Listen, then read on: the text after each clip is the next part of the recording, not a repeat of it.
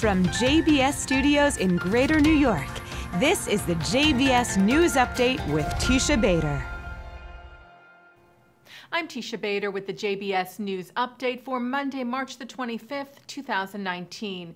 A rocket was fired early this morning from Gaza, making a direct hit on a house in central Israel, injuring 7 people, including 2 small children.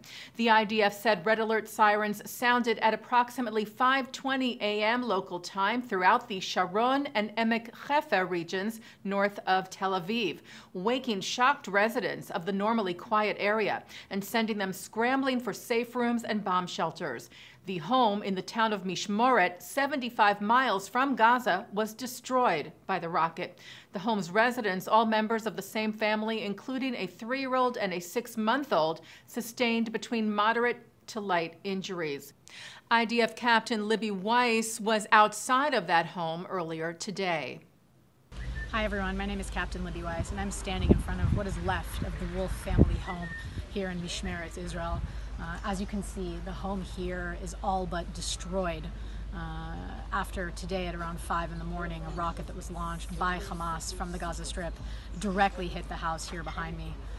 Everything is destroyed, as you can see. I would try to go closer to show you a little bit more in detail, but it's too dangerous actually to go back there. But when the rocket directly hit this house, there were 6 people here, a pair of grandparents, parents, and 2 small children, aged 6 months and 3 years old.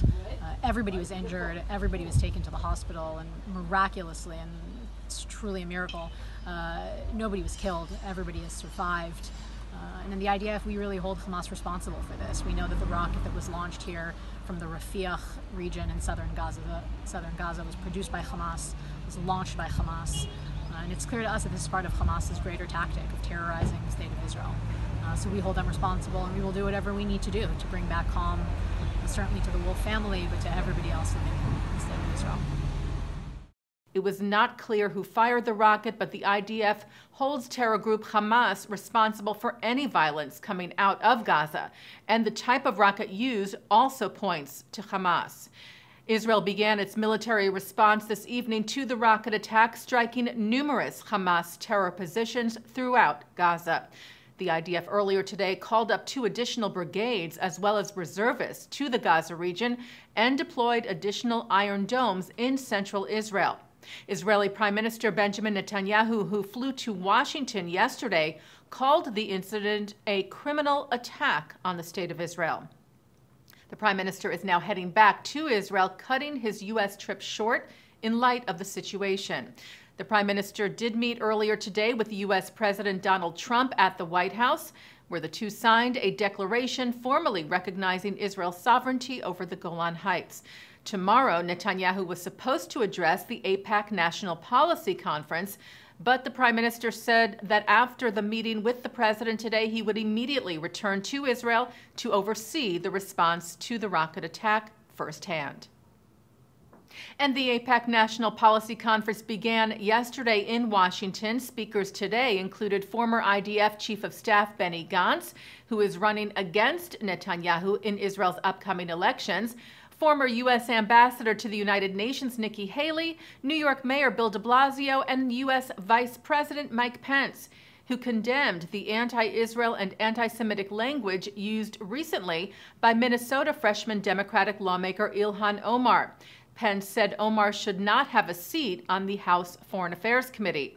Yesterday, Democratic Majority Leader Steny Hoyer stressed at the gathering that despite those statements, the overwhelming majority of Democrats continue to support Israel. Hoyer said, referring to Omar's suggestion of foreign or dual allegiance, "So let's have debates on policy instead of impugning the loyalty of Israel's supporters." AIPAC CEO Howard Kaur opened the gathering yesterday, also referring to Omar's comments. He said the scurrilous charge of dual loyalty is a signal, and that signal, amplified by social media, is now empowering people who have long opposed our cause, our movement, and frankly, everything we have built. And when they try to silence us, we speak up. And when they tell us to sit down, we stand up. We stand up. We stand up. JBS, by the way, will bring you exclusive television coverage of the AIPAC National Policy Conference all this week, beginning tomorrow, Tuesday night. The Israeli Mossad agent who led the team that caught the infamous Nazi Adolf Eichmann has died. Rafi Eitan was in charge of the mission in 1960 that found and captured Eichmann in Argentina and brought him to justice in Israel. Years later, Eitan served in Israel's Knesset. In 2014, Eitan admitted that he was also the handler of Jonathan Pollard. Israeli leaders paid tribute to Eitan for his years of service and bravery. Israeli Prime Minister Benjamin Netanyahu said Rafi was among the heroes of the intelligence services of the State of Israel on countless missions on behalf of the security of Israel. And Israel's President Reuven Rivlin said, "We have lost a brave fighter whose contribution to Israel's security will be taught for generations to come." Rafi Eitan died Saturday. He was 92.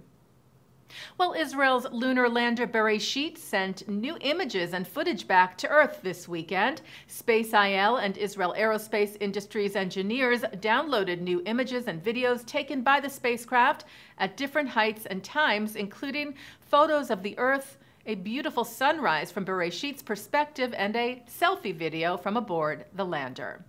Taking a look now at our programming for tonight on JBS for Monday, March the 25th. At 7 o'clock, it's The Wisdom of Dr. Ruth. Then we hear from a son of a Hamas leader turned Israeli agent, Mossad Hassan Youssef. At 8, former CIA analyst Kenneth Pollack describes the changing nature of the Arab military threat to Israel, which he talks about in his book, Armies of Sand, with David Afun of the Al-Gemeiner. At 9, Mark Golub sits down with Israeli Arab Yahya Mahmoud, who shares his story advocating for Israel as an educator for Stand With Us. At 10, French intellectual Bernard-Henri Lévy talks about the events in Europe and their effects on European Jewry. And coming up right after this newscast tonight, it's In the News with Mark Golub. And that's the JBS News Update for Monday, March the 25th, 2019. I'm Teisha Bader.